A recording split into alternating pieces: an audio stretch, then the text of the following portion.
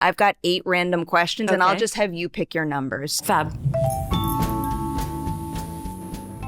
5. Number 5. My favorite number. Big, meaty acting question to start. Oh, It's one of no. my favorites. I want to know, what is your single favorite thing about the acting process? Things like meeting your co-stars, putting on a costume, anything like that. But then also not necessarily what your least favorite part of being an actor Okay. is, but just some part of the process where you still see room to grow for yourself. Oh, that's interesting. Okay, this is great. Okay, my favorite part is rehearsal and research. I love research. I think it's like, it feels like it broadens my scope of the world, just to dig in, not just to a character's interiority, but it also means that I get to learn things that I didn't previously know how to do, from like baton twirling to ASL, to parts of a language. Like, it just, that is my favorite thing. Can you actually do all those things? I through can, roles? yeah. Not, enough to that you can fake being an Okay. expert, but I think that process is incredible. And also, I think the older you get, we can get fixed as people. So the opportunity to grow and to be a beginner again and again and again is so humbling and also so fun. And I love being terrified, like not knowing if I can do something and just having to lean in and know how to do it. I don't know how to whistle, and this has been a lifelong thing for me, and so I hope to play like a whistler at some point so that I can really just spend, a lot of hours Bad habit. learning how to whistle. I annoy people. Let's hear it. I need like a song. Yeah, can you do... K-pop Demon Hunters. Yeah, I was going to say, there you go. That's like really high pitched Okay, though. let's just try it. It's gonna sound terrible.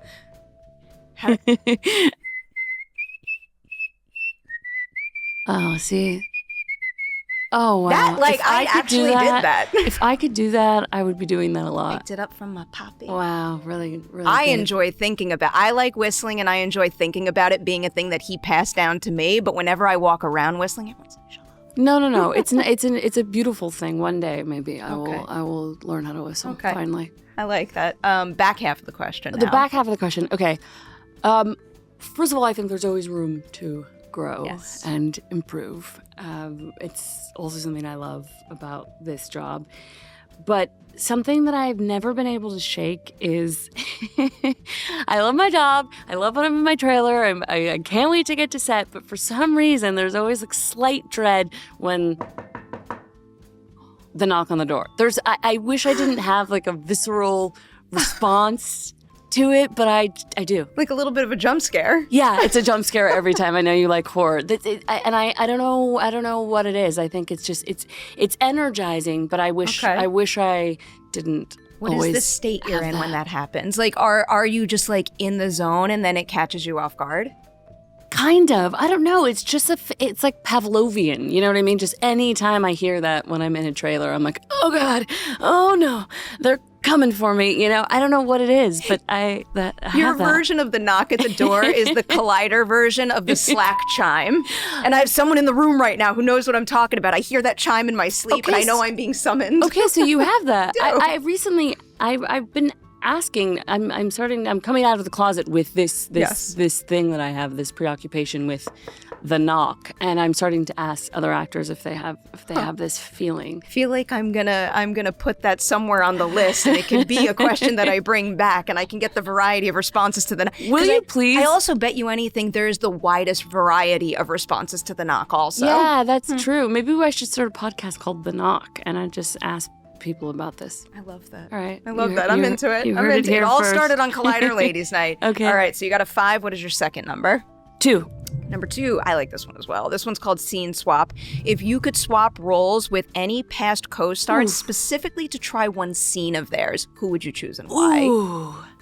Ruth Negga and I talked about this when we were making Passing together, because originally, fun fact, Rebecca Hall offered Ruth my part of Irene, and Ruth said, actually, I'd really love to play this other part. And then they found me, which I'm so grateful.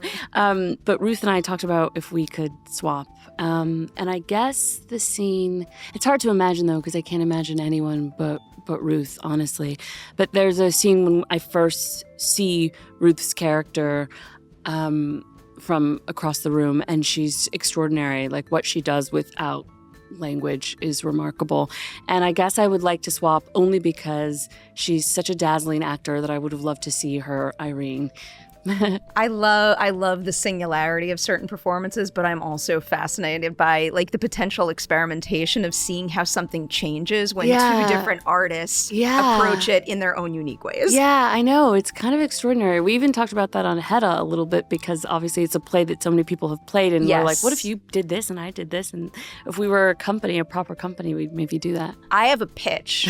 You're going to make this pitch happen. Okay. I feel like you should all get back together and do a stage production of Hedda, but you should all swap roles. I mean, it's not we've spoken about this, so yes, let's do this. We could do a Collider version of it. I joke this is my manifestation table. I want the power of this table to make that happen. What else should we manifest now that we're at it? I'm all obsessed with the idea of bringing the shows and the movies that I love to stage because, and I could say this because Prime Video, it's all in the family. Last night I went to the live on Broadway edition of Has Been Hotel. Wow. Yet another thing I would highly recommend, and it's an animated musical, very, very R-rated, but last night they celebrated the season 2 premiere, and also all the voice actors did the songs from the show live, and that's incredible. That's incredible. So cool. I completely agree with you around the singularity of certain performances. I once had the chance to read Eternal Sunshine of the Spotless Mind and play Clementine, and that's my favorite movie of all time and one of my favorite performances, what Kate does in that movie. So you can't come close to it, but it is just beautiful to get to read these texts and be in the world of those pieces. Put you on the spot. So that's the number 1 movie of all time? For me? Yeah. Yeah. Can you give me 2 and 3? Of all time? Yeah. And I'll preface that changes. It changes. Every given day, you could pick a different set. Okay, so I'm just giving you my today. Yeah. Okay, so we'll stay with Eternal Sunshine of the Spotless Mind. I get the exclusive on October 21st. Okay, we'll stay with Eternal Sunshine of the Spotless Mind. Okay. I've been thinking a lot about P.T. Anderson, of course, because one battle after another is in theaters, but I love Punch Drunk Love. Not that they're mutually, you can have both. So I'll put that at number 2. And then shameless plug, my production company, Viva Maud, is named after one of the most iconic characters in film, who is Maud of Harold and Maude fame. So I will put Harold and Maude at number 3. I will happily take that trio. We're also going to come back to your production company soon. All right, one more number to pick. What's the last one? Oh, 8. Why not? 8 is my new favorite fun one. Yes. This is called Everyday Things. I want to know the seemingly simple everyday thing that a human being does that is the most difficult to replicate believably on set. Oh, wow. Oh, wow. Oh, wow. That's such a good question. I think about it all the time. Wow, that's such a good question. Okay, I would say... Oh, wow, that's such a good question. That people do every day that is the hardest to replicate. I always give the examples like fake sneeze, fake waking up, fake driving. Yeah. Yeah, probably fake. No, waking up is like, waking up actually. Yeah, waking up could be a thing. Waking up could be a thing. Waking up and falling asleep. Yeah, waking up could be a thing. You know what probably would be really hard is waking yourself up while asleep. Like for example, if you it'd probably be really hard to like snore and wake yourself up. Snoring is a good one. Like snoring, I think, like in that kind of like deep sleep, like drool, snore, but not everyone does that every day. It's also because like I think about the things that, like, who knows what they look like when they wake up, fall asleep, snore. I know. You know like what's a really good place to watch people is the airport, because people are always so sort of like distracted. It's just a really super public place where you can observe people in private moments kind of easily in a weird way, because I don't know, there's something about being in an airport for most people where they're just focused on getting to where they're going, that it's really easy to observe them and like stare at them for a long while without them clocking you somehow. This also puts you on the spot. What is the most extreme or maybe just influential thing you clocked at an airport? Like something you were able to actually incorporate in a performance? Oh, I love the anticipatory when you watch people waiting for a loved one at the airport. So when you watch them, like when you come out and, you know, people are like sort of lined up. So it's like sort of the moment before they see this person. I think just that kind of like suspension, you know, and the kind of like intensity. And then when you see the person that they're looking for approach, just like the well of emotions that, you know, that you make me so much more observe. excited to go later today. I'm going to wind up arriving at the airport extra early just to be a creep and observe everybody. Yeah, it's like it's a really beautiful thing when you get to see it happen, when you see someone waiting and then they find the person that they're looking for. And also you can typically like make at least a kind of guess around when, you know, how long it's been since they've seen them. You can typically kind of tell. What's up, everyone? Welcome back for a new edition of Collider Ladies Night. Someone I've been wanting on the show for a good while now, Tessa Thompson. I'm so happy to have a long-form conversation with you. Me too. This is so nice. Thanks so much for having me. It means a lot. What is the movie you saw, the performance you saw, personal experience you had, whatever it may be, that first made you say to yourself, I absolutely have to be an actor? Oh, whoa. Okay. There were probably a lot of early ones because my dad showed me a lot of films and I just really loved watching movies as a kid. But I didn't understand, even though I grew up in Hollywood, like literally the place geographically, I did not understand that how people got in movies. I would say the first real experience was watching an all-female Shakespeare company do this work around text and perform a part of The Tempest. And it had been a play that I had read but didn't really understand in high school. I sort of thought Shakespeare, I just didn't understand it really, even though I performed it in high school. And then seeing this company make total sense out of the language, and I suddenly understood every word clear as day. It wasn't alchemy. What I understood in that moment is it was craft, that these people were making the text sing because they just knew how to speak it and embody it. And that's when I understood that it was something that you could get better at, that you could learn, and that it was something that I just wanted to do and understand how to do. Great answer. I'm going to come back to the Shakespeare of it all in a second. But one of the reasons why I was ever exposed to Hedda Gabler is because so many people have come on this show and have name dropped Hedda as an inspiring performance. Yeah. Like I've had people come on the show and tell me they saw a specific Hedda, and then I go after that Hedda and I make sure she comes on the show. No way, really? Yeah. Oh, that's so special. I had that with Eve Best. Yeah, Someone name dropped her, and I'm like, well, I gotta get her House on. of the Dragon's right around the corner. That's a high priority, and sure enough, she's incredible.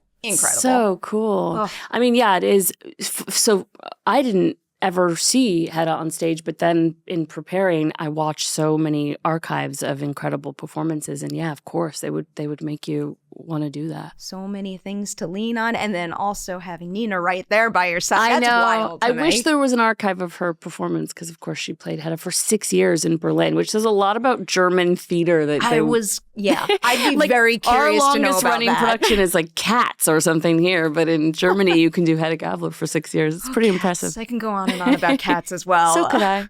Backtracking. So one thing, this I read on the internet, so if it's wrong, do tell me, because sometimes the internet's not right. Oh, it's never wrong. Back to the very, very beginning, I was reading that you were spotted by a talent scout when you were really young. That's untrue. Okay. But it does have some validity in the sense that, so I grew up in Hollywood, like right smack in the middle of Hollywood. And my dad was a musician. I didn't have any actors in my family, but we lived right off of Hollywood Boulevard, the sort of walk of fame. And so we would walk, we went to the library a lot, the public libraries, like on the way. And my dad was friends with a casting director. And so we happened to be passed by a casting, and she was casting for a music video. And I was just with my dad at the time. And then she was like, what's she doing? And so I was in a music video when I was maybe like 6 or 7. So that was technically my first time being in front of a camera.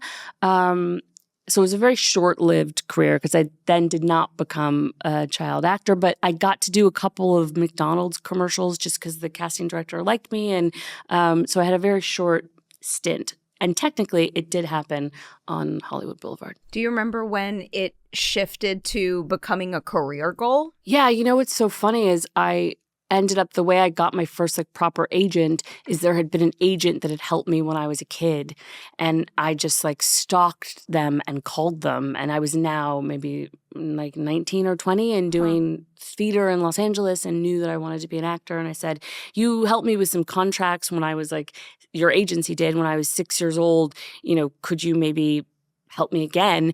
And I started to go on some auditions. And funnily, the very first job I got was one of my very first jobs was an episode of Cold Case where I play a bootlegging lesbian, 1930 or something. And I had to have a SAG card to be able to do the job. But to get into SAG was I was broke at the time. It would have cost me the whole paycheck for the job. And so I wrote a letter to SAG where I was I was briefly in the union because of this commercial many, many, many years ago. And they basically, at the time, I paid $76. They basically just were pay your fees as if you stayed as a paying member this whole time. And it was the only way. If it weren't for that, I wouldn't have been able to join the union and get that job. But it was a very sweet thing at the time. I love how the dots connect like that. Yeah. So I want to know where college comes into the equation here, but I guess I'll break this up into two questions. First, I read that you studied cultural anthropology. Yeah. Why particularly that major? And at the time when you committed to it, how did you picture yourself using the degree after? That's very interesting. I think probably I was already an actor and didn't know it. I imagined myself in the field taking notes and then writing, my ethnography or something. I don't know how I imagined. I think the thing that I always knew and understood is that I have just always been so fascinated by people and why we do the things that we do and how we organize ourselves individually and inside of communities. And that's essentially what cultural anthropology is. It's just understanding why we do the things we do. And yeah, that's sort of, I was always attracted to social sciences for that reason. I don't know what I imagined. I thought maybe I would be a teacher. I thought maybe I would work in public service. I was interested in government. I don't know. I just wanted to know about people and wanted to be good at interacting with them and also understanding what their needs were and trying to be of service in some way, I think is what I imagined. It's one of my favorite questions to ask of anyone in any career. What did you study and what did you actually think you were going to do with that degree? What did you study and what did you think you were going to do? Kind of literally doing just that. I feel like I fall on the other side. I did study journalism and I pictured myself, I guess more specifically being a news anchor, and then very quickly realized that the only thing I wanted to cover was film and television. It's amazing. And now here I am. So the other college question I had for you, and you already brought up Shakespeare before. That's where I was reading you discovered the Los Angeles Women's Shakespeare Company. Yeah. And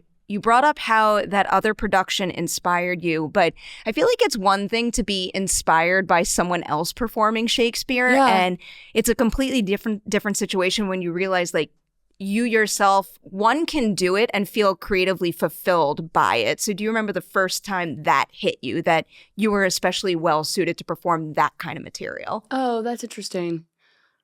I think the first time it hit me that I wasn't suited yet. Oh.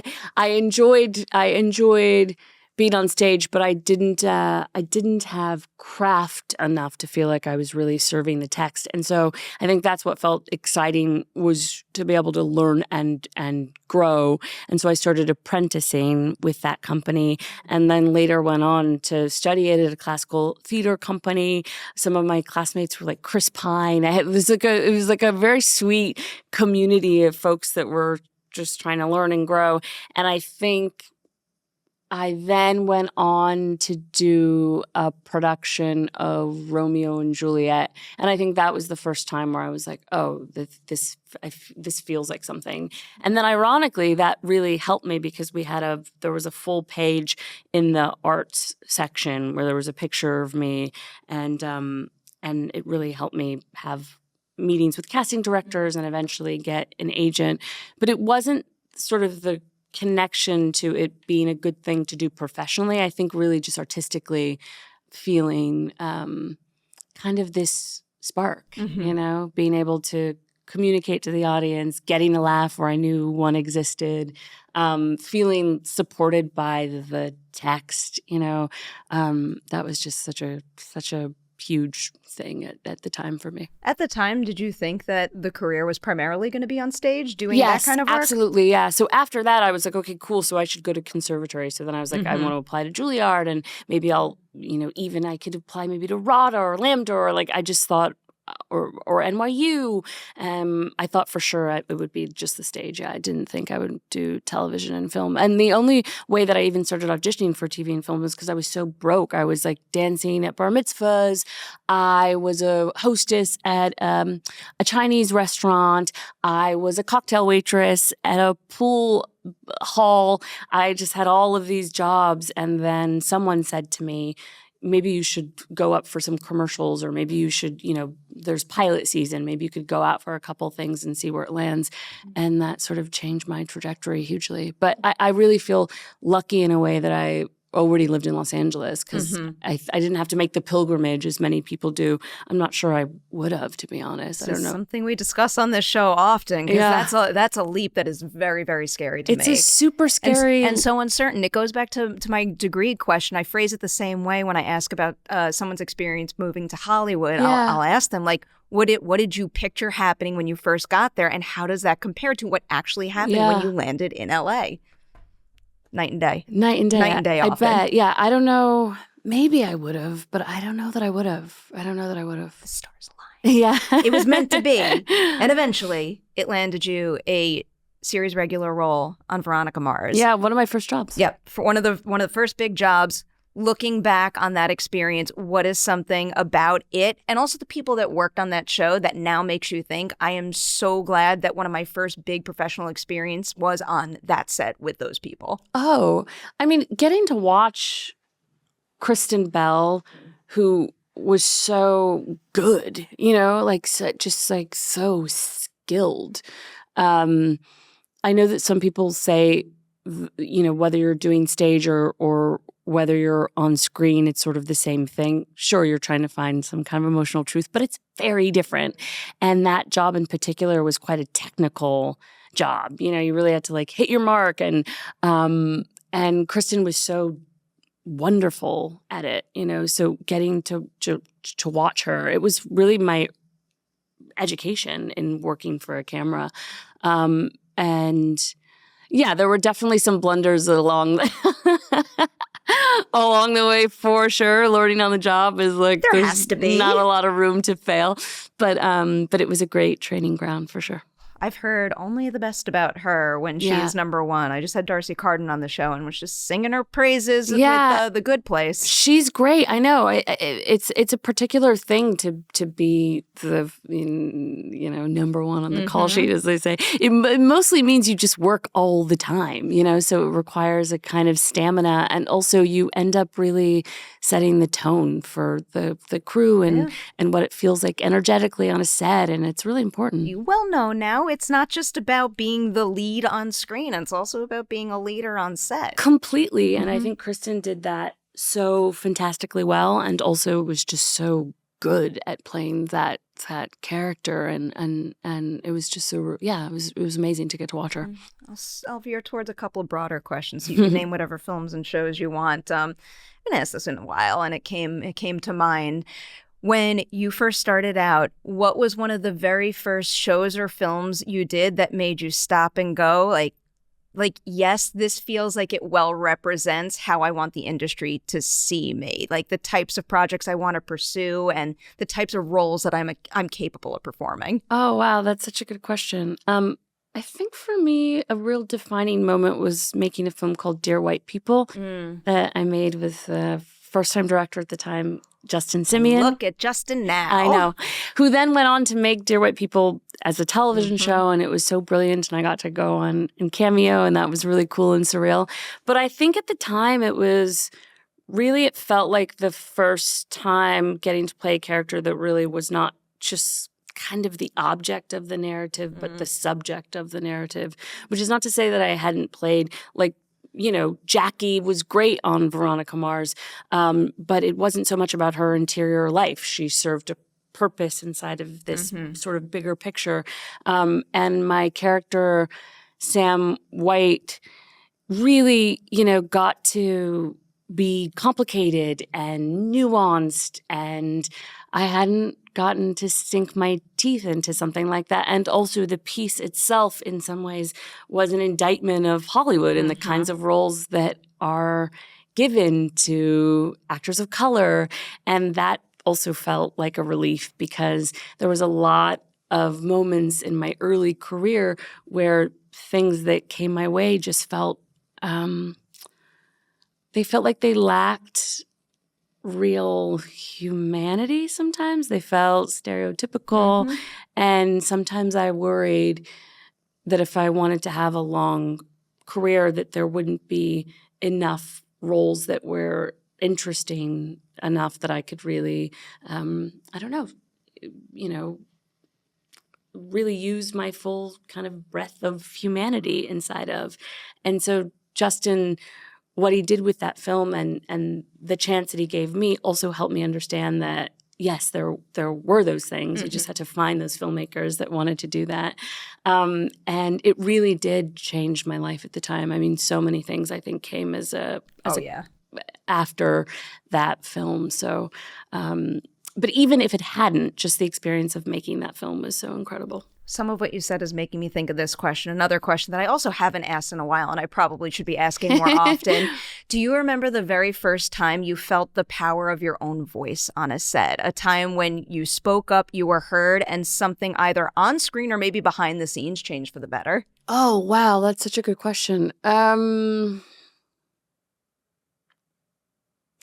Yes, but I guess the most glaring example comes much later, actually. I felt really lucky on a project like Dear White People, for example, that I felt very, integrated into the set. I felt really respected and my voice felt very heard. But I made one film later in my career and a director he was using a loudspeaker to direct, and he kept calling me she, and I said, she can hear you.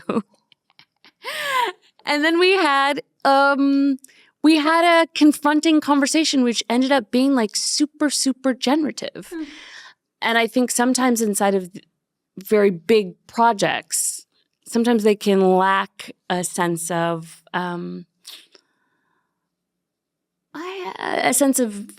intimacy, when you're making something sort of big and there's a lot of people on set. Sometimes and it's stressful to make these things.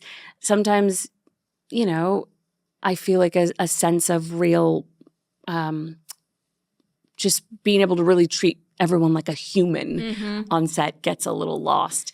And so we got to have a really honest conversation about that, he and I, and it was really generative and the energy really changed on set. And that was, very cool. I like that example quite a bit. Because I think sometimes we can think of conflict in work environments that it's like, it's such an uncomfortable thing and you don't want conflict. And the truth is you don't, but conflict can also be incredibly generative. And particularly when you're collaborating, I think everyone needs to come to the table with their honest selves.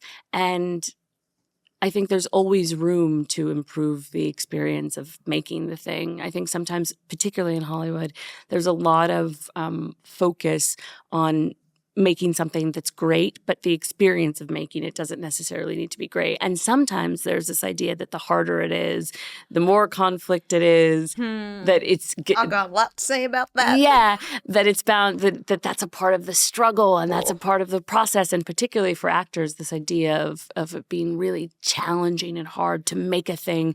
Sometimes there's this idea that is requisite to make something that's brilliant.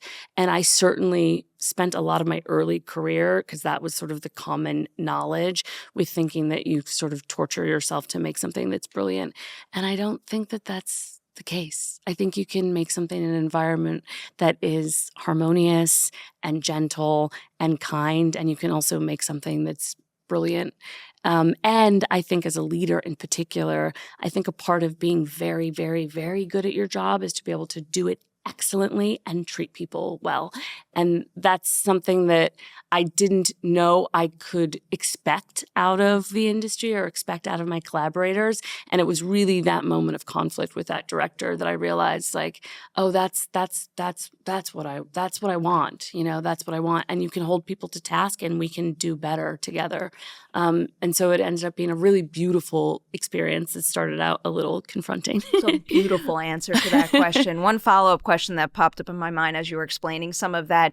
Do you remember one of the very first times you recognized the need to practice self-care as an actor? Basically a time when you were going all in on a role and you knew that you had to draw the line somewhere to ensure that like you can come out of it after and go about your day. That is a struggle I'm still, that is something I'm still, typically I think I'm doing well and then a project will come along and I'm like, oh, I have some work to do. Certainly Hedda was one of those where I was like, there's a lot to handle here. I'm a little dusty on that kind of self-care. But I think certainly in terms of what it is to take care of your kind of like community when you're making a thing, that's something that I feel really solid in, like I feel like I really know how to do that because it feels like a big priority for me personally.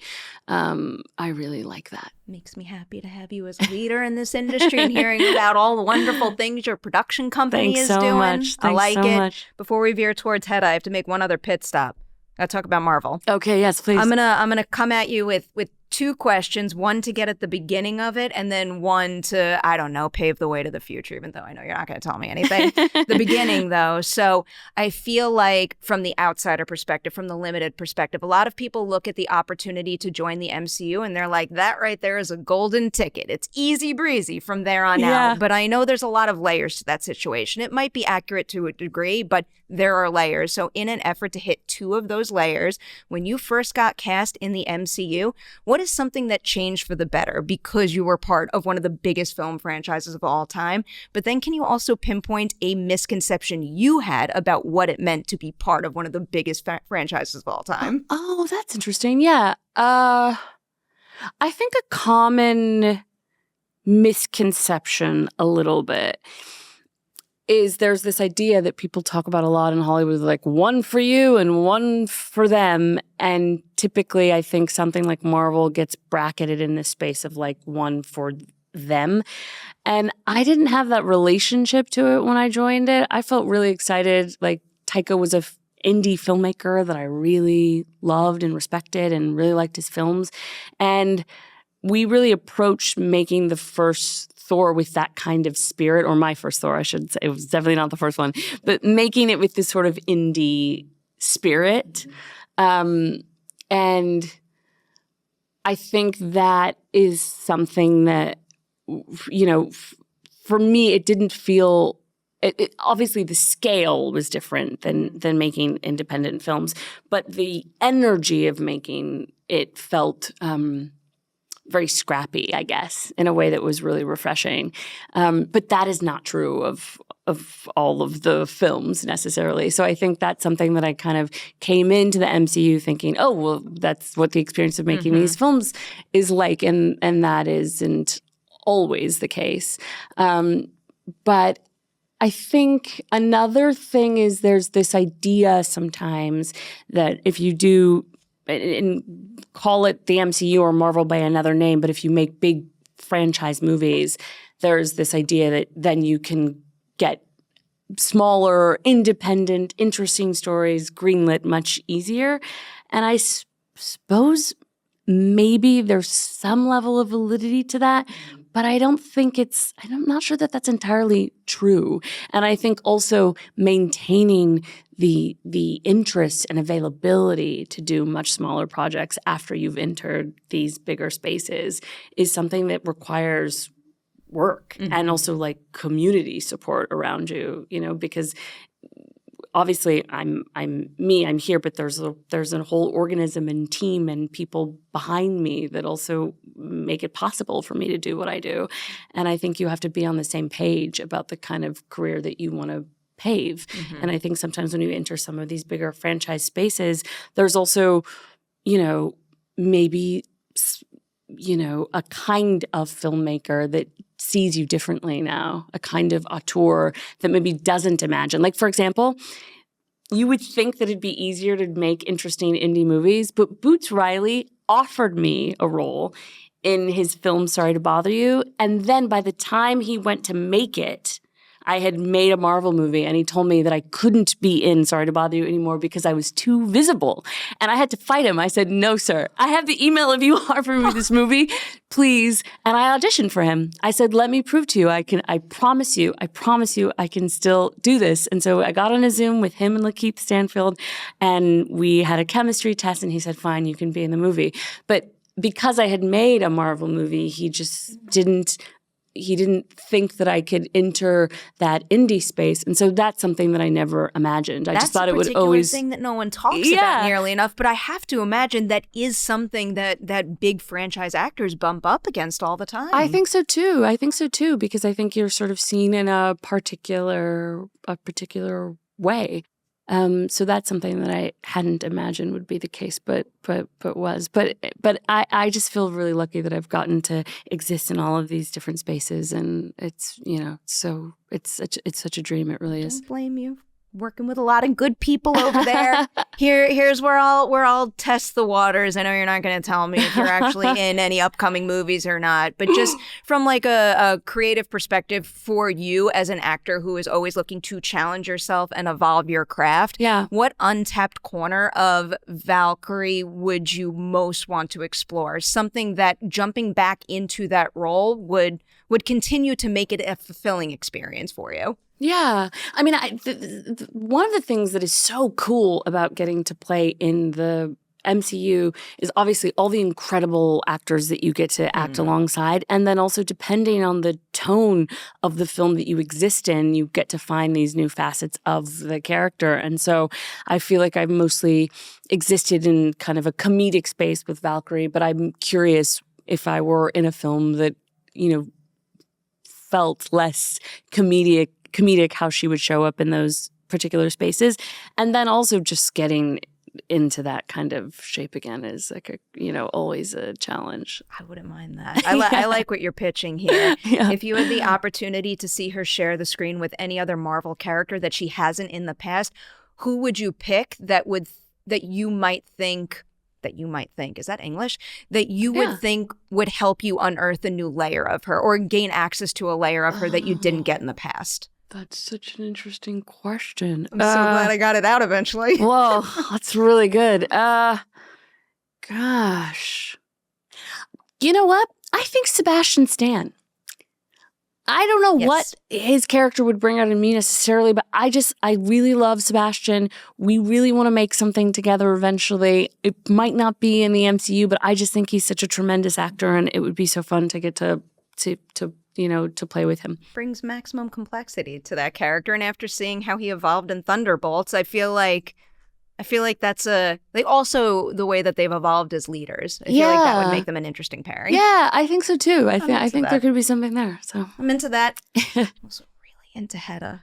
Oh, thanks. I could watch this movie over and over and over. There is just so much in every single frame to explore. Before I get to the details, though, I have to go back to signing on because when you take on an iconic role, I have to imagine it is very, very exciting, but also downright terrifying. So when Nia first came your way and pitched this opportunity, was it a no-brainer? Was it an immediate yes? Or was there anything that you really had to talk through with her in order to feel confident in taking on the role? Yeah. She pitched it to me really early, and she didn't tell me what she was thinking around the adaptation. She just said, I want to adapt Hedda Gabler. And when she first told me that, I didn't even understand that she meant for me. Because we have the kind of working relationship now just as friends, too. And, I'll be thinking about a script. I'm like, would you mind reading it for me? When she was pitching on her Marvel movie. I knew she had that pitch, and I was talking to her about it, and she's like, should I go up for this? I was like, absolutely. I knew she would get the job, by the way. We're in constant communication around our careers. We call each other as our like shadow managers in a way. So when she first called me about Hedda, I didn't even understand that she meant for me. And she said, no, like I would want to do it with you.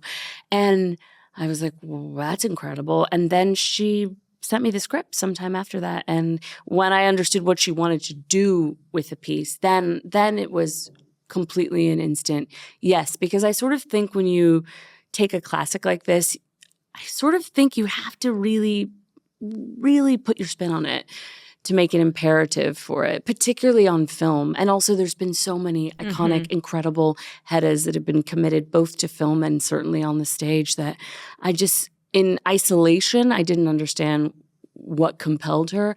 But then when I saw what she wanted to do with this adaptation, that she really wanted to take it apart and rebuild it kind of in her image and in the way that made sense for her and, to accentuate the things inside of the text that really sung for her, then it was an instant yes. So refreshing. Yeah. 2 follow-up questions that came to mind. First with Nia, because of the way that you described your like creative partnership that you've developed together. Can you tell me the very first thing you either saw her do or saw in her as a person that made you know, like, that right there isn't just someone I want to work with once, but that's someone I want to have a long-standing creative collaboration with? Yeah, I think honestly it was when I first met her. She was like 25 years old. We were both young. We were at like basically summer camp for filmmakers. We were at the Sundance Labs at the Institute there. And Robert Redford, bless his, like, he's just the best human. And he was there. And it was getting to see her workshop this early film, Little Woods. And she asked me day 3, she said, when I make this movie, will you make it with me? She didn't say if, she said when.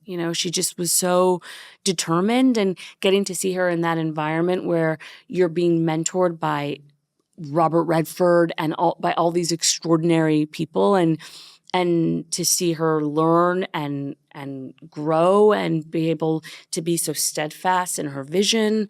I thought she was remarkable. I was so grateful that she asked me, but I just knew I would be following her career even if I wasn't inside of her frames. Stick with Nia before I go back to that other follow-up question. I hope I remember it. But so you've worked together. You obviously know how incredibly talented she is.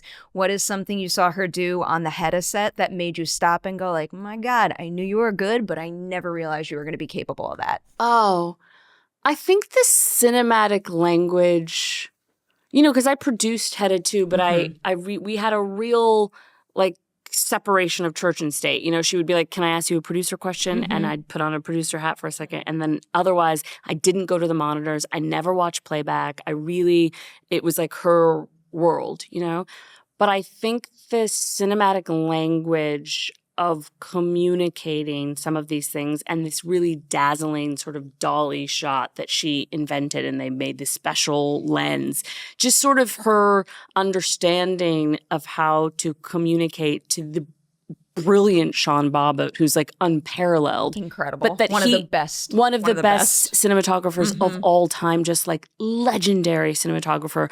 But to see him so lit up and excited by her ideas, her ability to communicate to him what it is that she wants, and even to stretch him, because there are certain shots, things that he doesn't typically do wouldn't be his instinct, but with Nia, he feels safe and comfortable and interested in doing that with and for her.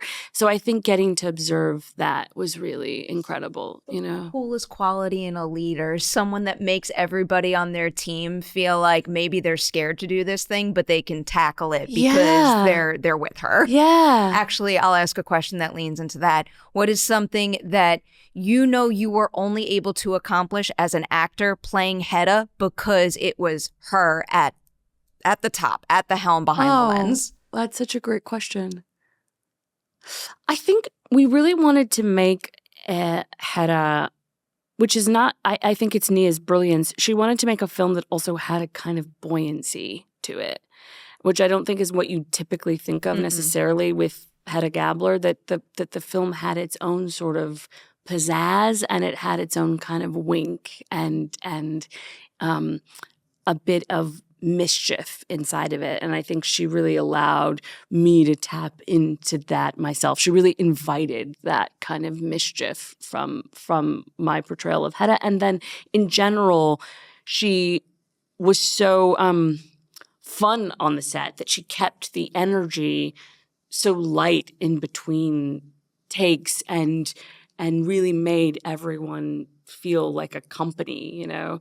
And I think that was just so helpful for me. I felt so supported by the cast, and also it was just an enjoyable set to be on every day. And I'm not sure, I think there are tons of directors I can think of that are also brilliant that I would love to see their Hedda Gabler. Actually, the other day I met director Park Chan-woo, and he was like, I was thinking about a Hedda Gabler interpretation, but now I guess I'm not going to do it. And I was like, oh my God, that's so cool. He's not going to do it because of us. But I think your movie should tell everybody that we should keep adapting these iconic texts. I think so too. That's what I told him. Because seeing so many different perspectives is what makes it so like fulfilling for us as consumers taking it in. That's what I told him. And I think that's totally true. And there are other Heddas that I would love to see in the hands of like Todd Fielder. Like there's all these amazing people, but I do think for me and for what we did, I think Nia's wit and charm and charisma, frankly, as a leader,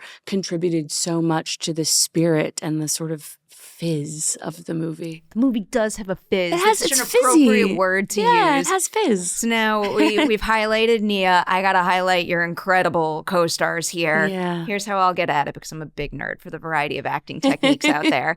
Of everyone in the Hedda ensemble, can you tell me which two actors have the most polar opposite approaches to their work, where when you're their primary scene partner, you know you're going to get a completely different acting experience? I would say probably Nicholas Pinnock, who plays the brilliant Judge Brack,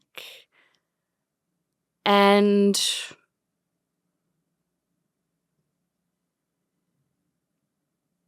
Tom Bateman. The two men, I would say they're very, very, very different in approaches. Both totally brilliant, but very, very different. And I would say Tom was really extraordinary to watch because he's like an incredibly physical actor. Like what he does with George and his own physicality was really remarkable to watch on set because it's very transformative and it reads as just totally honest. It doesn't seem like he's doing any affect, but in the actual room, he's making some really sort of big physical choices, and they really work. Like one of my favorite things as an actor sometimes is when you're across from someone and you see them taking a kind of a big swing and you're unclear how it's going to land. Do you know what I mean? Like there's a kind of energy sometimes when you're across from that and you're first seeing what someone's going to do, particularly when the choices that they're making is nothing that you've seen in their person before. And I had been around Tom a bunch just as a human hanging out, talking, but then to see the first day when he entered as George and how transformative it was on him was really remarkable to watch. I'll lean into that, but as it applies to you, because one of the most fascinating things about this character is that, you know, she is so performative, and she has to carry herself differently, maybe speak differently, and use different like manipulation tactics with all of the main players in this movie. So can you maybe break down some of the nuances in your performance that are specific to each of the people around her? Yes. I would say that there is a kind of performance of femininity that actually happens with the men. There's a kind of, I sort of saw her as a woman that weaponizes her sex, obviously, which she does, I think, really aggressively with Judge Brack. You know, she uses her sort of feminine wiles with him. And so that is a particular thing. And then I think with her husband, George, there is a way in which I'm almost embarrassed to admit this, but I've observed women who sometimes use not quite a baby voice, but the way they're sort of pitched, there's a kind of like petulance and childlike energy that they use with men. And I thought that was kind of an interesting thing for Hedda, and I think you see that show up with George in particular. There's also a particular thing that women did in the 50s, the way that they sort of moved their mouth and pursed their lips, especially sort of the upper class in the UK. And I think that is also more pronounced in her exchanges with George. And then I think there's a way in which with Eileen, who is played, of course, by the amazingly brilliant Nina Hoss. Ferocious in that role. She is ferocious. I like cannot take my eyes off of her when she's on screen. She's so captivating. And I think Hedda, in her moments of real vulnerability, has a really hard time looking at her and being seen by her. I love tracking that. Every single time, like particularly one-on-one, I am overanalyzing everything that you're doing, and I love feeling the need to do that. Yeah, so I think if with everybody else, maintaining eye contact is very, very easy for Hedda. I think she's a straight shooter. She's unafraid. But I think with Eileen in particular, who really is the only person that sees her, I thought that being seen by her is more challenging for Hedda. And so when she can look at her and when she can't look at her, she can look at her easier in public spaces that are more performative, but in private spaces, it's harder for her to be seen by her and to see her and to maintain eye contact. So that is, yeah. I have to wind down with you soon. I don't want to spoil the movie for anybody, so maybe I'll phrase this question this way. What is one of the first moments in the movie where you think Hedda is showing her truest self? I think it's also the first moment when you hear their theme song, which I now love singing. It's da da da da da da da da da da. And it's the first time that Hedda sees Eileen when she enters the Great Hall, and it's a shot that it's one of my favorite shots in the movie. But I think it's a moment where Hedda, it's kind of a private moment, but where you really get to see her kind of love and admiration for this person. Feel it. I feel it the entire time. All right. We have hit the last question of Collider Ladies Night. I end every single show with this particular question. In film and television, we give each other awards. I think that is great. I think we should keep on doing that. But I find that no one stops and takes a moment to tell themselves, good job. Oh, wow. That's great. I definitely don't. Well, I'm going to put you on the spot right now. I want to know something you accomplished making Hedda that you know you're always going to be able to look back on and say, you know what? I am really proud of what I did there. Oh, thanks for that. Thanks for that question. Hedda marks the first piece of work under my company banner, Viva Mod, that comes out into the world. And I know every actor has a different relationship to watching themselves on screen. I have found it historically challenging. I always go to the premiere. I see a movie once, and then I never, ever need to see it again. But because I produced this film, I saw every version of this film. Anyone that makes movies knows, and people that don't make them should know, you make a movie 3 times. You make it when you write it, you make it when you shoot it, and you make it again when you edit it. And I got a lot better at watching myself and being objective and being kind to myself. So good job, me, for doing that while watching many, many versions of this movie as we made it for the third time. It's a great example. I like the thought of being kinder to yourself. Yeah. You deserve, seriously, probably one of my favorite performances of the entire year. I'm a fan of a lot of your work. Thank you. Breathtaking in this. I'm going to say huge congratulations on everything you've accomplished on Hedda and everything coming your way in the future. I could have gone on and on and on. Hurry up and come back to Ladies Night. I would love to. Also, Ladies Night, it's a perfect, I think Hedda is a good Ladies Night movie. Like, it's good. It's a good movie to watch with your ladies. Without a doubt. I cannot recommend it enough. Prime Video. Go seek it out. Go see it.